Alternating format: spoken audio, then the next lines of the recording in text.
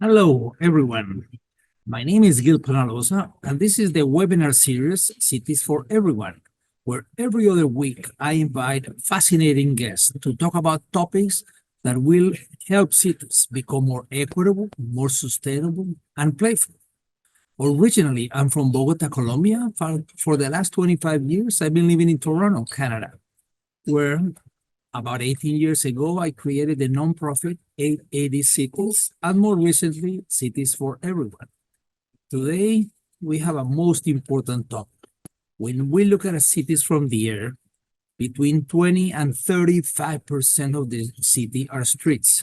The streets are almost everywhere the largest public space. What do we do with the streets? What can we do with the streets? We have Danny Harris, who for the last 5 years have been executive director of the very successful advocacy organization based in New York, Transportation Alternatives. Danny, thanks for accepting the invitation and welcome. We are eager to hear your advice. Thank you, Gil, and thank you, Paula. I just want to start with a huge welcome to everybody, wherever it is that you're coming in from. I know in some cases we're used to being together in a virtual space, but I hope that one day we'll all be together physically and can be celebrating the streets wherever it is that you're located.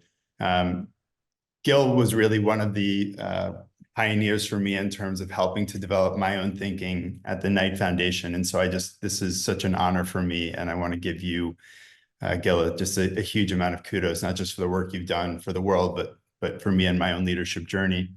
Today, I want to be a little bit provocative in the way that I want us to think about cities. And I'll run you through a series of decks, and I'm really excited for the conversation that I hope we'll have. I think we can all agree, no matter where you live, that this is not normal. And as a result, because we don't think it's normal, each of us are thinking a bit differently about what the actual problem is and how to go about solving it. I'm incredibly fortunate to be the executive director of Transportation Alternatives. We are the largest and the oldest transportation advocacy group in New York City. We are 51 years young, and we have really been on the forefront of helping to move and push some of the most transformational ideas in this city. I should say that many of the ideas here we have happily stolen from other cities, as I hope you're doing as well. And the big challenge, as you all know, is how do you take these wonderful ideas and actually implement them? Vision in some cases is not the hardest part of this work that we're doing. It's simply just getting people to do the actual work, and then more importantly, to scale it. So when we take a look right now at this, I guess let's call it the all-powerful bike lobby. I'm sure many of you are having similar challenges in your communities about the perception of influence versus the reality. But if we were to take every single inch of public space in New York City, right now, 76% of our public space is devoted to the movement and storage of vehicles. And we live in a city where the minority of households own a car. And in this case, as you see here, the amount of bike lanes is a rounding error. And I should say that the area of bike lanes also includes open streets and bus lanes. So we're really, even with the great success of New York, we still only have a fraction of space. So the way I think about my leadership and our work is this equation, which is space minus cars equals quality of life. As you can see here, there's a very big problem with this equation, which is that it has a minus in it. Elected leaders don't like minuses in equation. They like exponents. They like multiplication. However, as you all know, when you decrease the amount of space devoted by cars by even a small fraction, quality of life increases exponentially. But given how we see our city, our focus is simply to win that space back. So for the last 51 years, our call has simply been to give space back to people. You obviously know this from Gil, from Jan Gale, from whoever your favorite urbanist is. But if we can win that, then the hope is that we've obviously won our cities and we can create a better quality of life for all. So in the absence of a vision in this city or any, we're left with a deadly status quo. And some of your communities may have vision zero, maybe you don't, but all of you understand, and many of you have maybe personally been impacted by traffic violence, and whether you've been injured in a crash or you know somebody, or you're suffering from, or you have a child who's suffering from asthma, or you are, or any of the other terrible externalities of this car-based society that we have. And again, in the absence of it, it starts to trickle out in so many ways. But my question to this group is really, what should our vision be? And we have two options, right? And I'm just, for the sake of provocation, I want to put them in two categories. One is that we work together to win the war that we already lost 100 years ago, when the car companies and the tire companies and oil companies came in and convinced our cities that they didn't need rail cars, they didn't need public transit, they should rip them all up. And if everybody has a car, then they have freedom and our cities are free and everything is better. So right now, most of us advocates, I would say almost all of us, are focusing on this, which is how do we win back inch by inch the cities that we already lost 100 years ago? And very few of us have the luxury, and I would say the luxury, because so many of us who are in the trenches are working for very small organizations, or where we may be lone voices, or maybe have a few voices that are advocating for change. And meanwhile, there's an entire tidal wave that's coming, in some cases that already exist, that's building out the next 100 years of our city. So I want this to be the provocation that we think about today, which is, what war are we fighting and what war should we be fighting to help to win over our cities? And to give you an example, I want to start with the story of my grandmother. So my wonderful grandmother, she died at the age of 95 years young. She was a refugee twice before she was a teenager. She lived in New York City for 50 years. She was fiercely independent. And then when she turned around 75, she became deathly afraid of this, which was the intersection outside of her house on 72nd Street. And so for almost the last decade or two of her life, she almost refused to leave the house unless somebody was there to help her to cross this one street. Again, she lived by herself. She was fiercely independent. She could do the crossword puzzles. She was with it until the end, but she lived in this city that took no care of her as she got older. And so this intersection is relevant for a number of reasons. One, because it's where my grandmother lived, but she asked everybody who would or wouldn't listen about how to change this intersection. But we know the data around it. And so this is just in the last 10 years. If you look at the red dot where the information is, these are just the number of crashes, injuries, and people killed in the last 10 years. And so during the course of this period where my grandmother was at home, the city obviously had, the data points. It knew what was happening. It knew specifically what was happening on this intersection, and it refused to make any changes. The city also knew, and this is data that we've put together, Transportation Alternatives, that this intersection was also the place that had some of the highest traffic volume in New York, had some of the highest levels of air pollution, and had some of the slowest bus speeds. Again, all of it, didn't change anything in the city.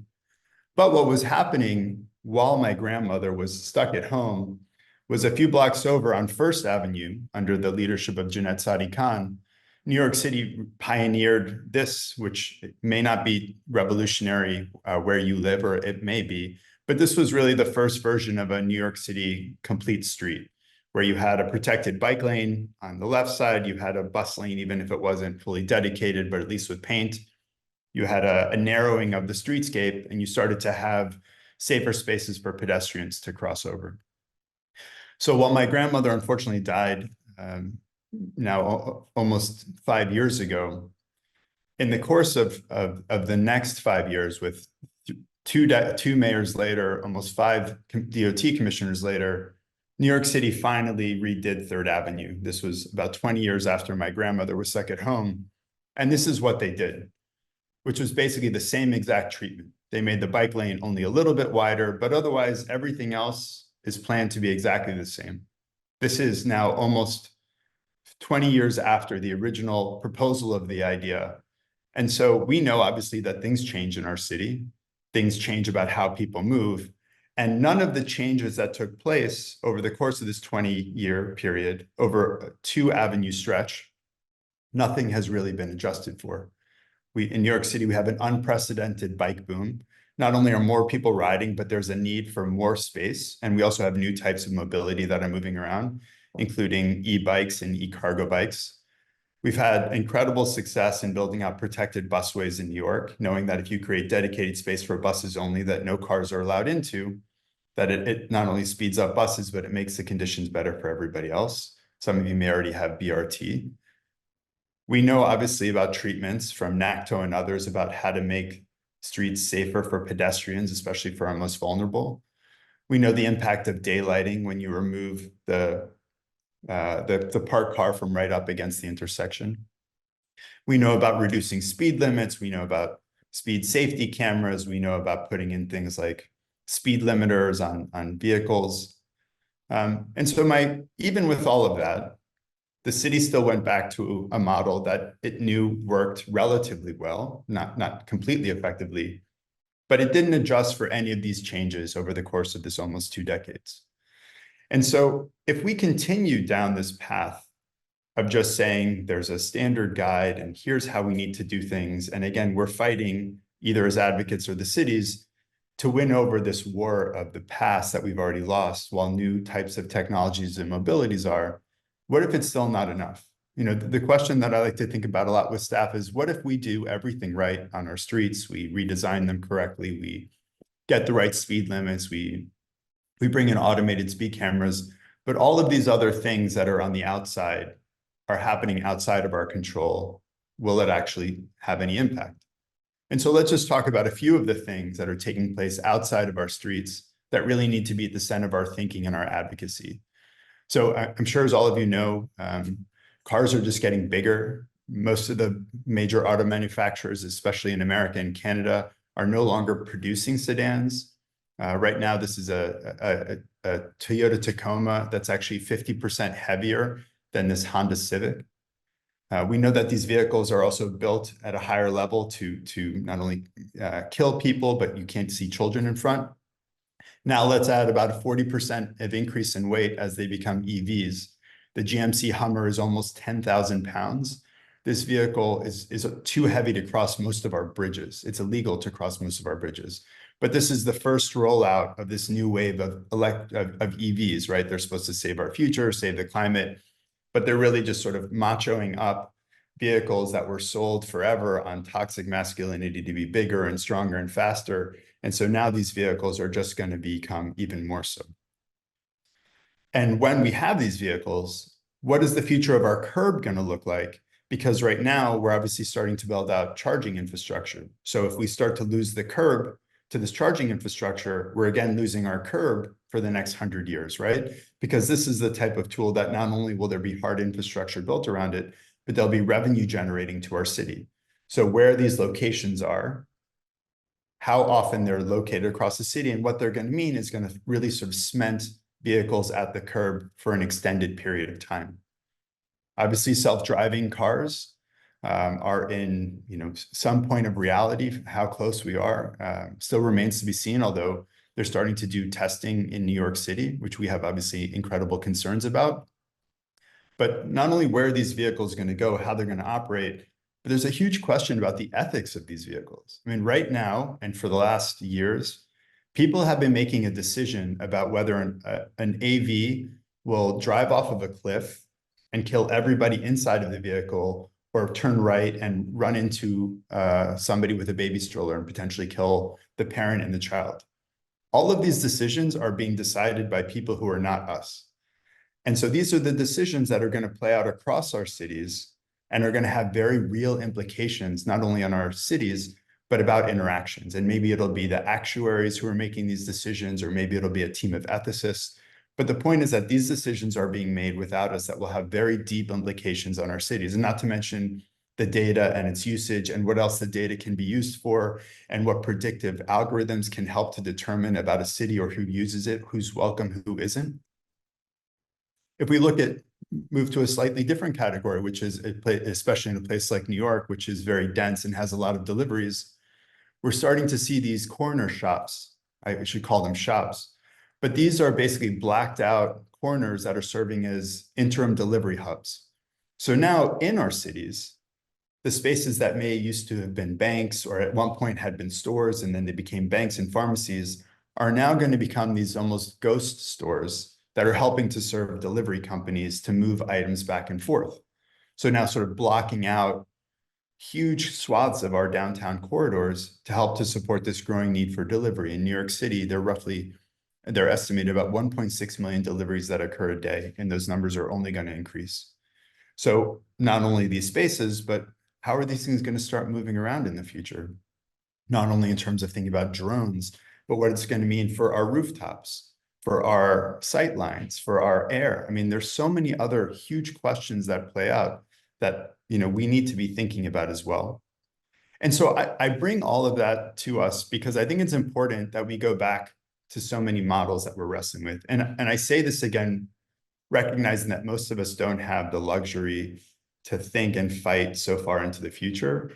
But I'm putting forward a really strong provocation to all of us that as much as we're fighting for what it is that we need to help to address the crisis of the past, is that we all also and always keep an eye on the future and figure out not only how we can enter into those spaces and conversations, but how we can bring those things into what we're talking about, whether it's with the community, with our city leaders, or more importantly, with the technologies that are entering into the cities and thinking about how to start to create a new set of demands of what a city should be, not just a city for people today, but a city for people well into the future. And so I just want to sort of leave with some of these provocations and ideas that we're seeing. And some of them may be old, some of them may be new. I'm really eager to hear what else you're thinking about, but especially when we're looking at what is it that potentially is going to change behavior among some of the worst actors. In this case, it's really the automobile manufacturers that are producing larger vehicles, heavier vehicles, and there's going to be no shortage of other challenges that are going to come up with AVs. I just wanted to present two examples to think about. So when we look at what are major legal actions that are either currently in use or have been used that help to change regulation and policy, I want to present two examples. So one is, for those of you who are following this, the Sandy Hook families and their lawsuit against Remington, they recently won a major suit against them, upwards of $75 million. And an important part of this suit was that not only was it insurers, but it was also focused on the marketing of these weapons, especially the marketing of these weapons to younger people. And so when you look especially at the incredibly violent language that automobile manufacturers have been using to market their products, are there potential precedents of looking at this to start to say, of course you can market cars and cars are important, but should Dodge be able to sell a vehicle that's going 80 miles an hour, that's marketed as going 80 miles an hour through a city and tearing up the road, even if underneath the bottom it says, done on a closed course? Does this potentially open up the space of how automobile companies communicate and sell their products? And we also know, because there's studies that have come out, including one from Australia, that the way that automobiles are manufactured, are marketed, have a very direct impact on how people use them. The second example is looking at the cigarette companies and the major lawsuits that were brought against them for no shortage of reasons. But are there other ways of thinking about taking significant legal action against some of the worst actors, not only now, but potentially thinking about the futures of our cities that are having very real public health or other impacts on our cities, and simply using this as another tool outside of policy and regulation to try to change behavior and start to win or reshape what the future could look like? We see regulation in places like Europe that are requiring auto manufacturers to install speed limiters that are actually building smaller trucks that are safer, not just for pedestrians and those around. How can we lean on regulation to start to push for changes in Detroit and other in Silicon Valley that will require that any vehicle that enters into our cities will be safe, and safe by design, not after the fact and not requiring lawsuits, but that when they're produced off the line, that these markets are large enough. And so we're thinking about what might a place like New York and California do together to try to draw attention, because the markets here are large enough to shift either the design or the size or the way that vehicles are produced. It's obviously a very long fight, but how can we steal that inspiration? Again, we're all in the space of stealing ideas from each other. And I would say also, and again, this is not a sort of a high-minded idea, but how are we involved in the ethics around all of these tools that are playing out in our city? Again, predictive analytics, AI, self-driving cars. who from our cities is at the table deciding whether that car should turn left into a brick wall and kill the driver or turn right into a playground and kill children. Someone is making that decision, and it's not only not us, but it's not even the leaders in our city who are at the table. We may be there when the companies come in and start to experiment and put some requirements on it. But how do we put our cities and their needs at the center of these decisions about what's going to come and really be a tidal wave on top of all of the challenges that we've already seen so far? So my question and provocation to this group is, if we acknowledge, and it's a very hard acknowledgement, that we've lost the last war. We lost to GM, we lost to Ford, we lost to the freedom of movement, drive humans progress. We lost to the fact that 80% of the spending in our country is focused on highways versus the 20% towards public transit. We lost to all the highways and the highway expansion. These are wars that we are not going to win today. So my question to all of us is, how can we win the next 100 years? What are the pieces that are most important in your community? What are the tools that you need? What are the ways that we stand together in fighting, whether it's traveling to Rome to be part of the ethics conversation about the future of AI, of going up to Detroit, of being in Washington, of being in the capital, wherever you're from, and starting to demand a new set of principles and guidance moving forward. It doesn't mean we should ever stop fighting for safe streets. It doesn't mean we should ever stop fighting for better options. It doesn't mean that on that intersection where my grandmother couldn't cross, that we have a shared responsibility to fight to make it better. But now, really, I think is more than ever is this opportunity. We're on the precipice for such huge fundamental change. And if we simply are thinking about how we take what we learned from First Avenue and bring it to Third Avenue 20 years later, without even acknowledging the changes that have taken place over that 20-year period, but we're not starting to build future forward. And again, there's no way to be future-proof. I don't want to suggest being naive, nor do I want any of us to think that what we're going to do now is going to help to protect and project everything that's happening in the future. But we have to be focused on those next 100 years. So this is an idea that I think we should continue to discuss together. I know with Gil and others who are really on the forefront of this, these should be sort of larger, robust conversations, and really to think in your community about not just what we need today, but how might we start to play with these future tools, not only how they benefit us, but how we can help to protect. So that's what I wanted to bring to this esteemed group together. And I'm really excited for your questions and ideas. What do you think is working? What should we be thinking about? Have we not lost the last 100 years? Is there still an opportunity to win? But yeah, let's talk about it. So Gil, I'll turn it back to you. Danny, thank you very, very much. It's been amazing. And Danny, the last question is, what would be your call to action? You have here people from public health, elected officials. We have some city councilors, advocates, media. What should they be doing? What can we do? Because it seems like it's not a time for people to become spectators. So what would be your call to action, regardless if people live in a city of 8 million people like New York, or if people live in a small community of 50,000, in a wealthy one, in a poor one? What is your call to action? What can we do? You have been so inspiring and showing so many examples. So tell us, how can each of us put a grain of sand so that collectively we change? So, I mean, each of us is an advocate among our own community, whether it's around the dinner table or with our neighbors or at a community board meeting or, in elected office or in our pulpit writing.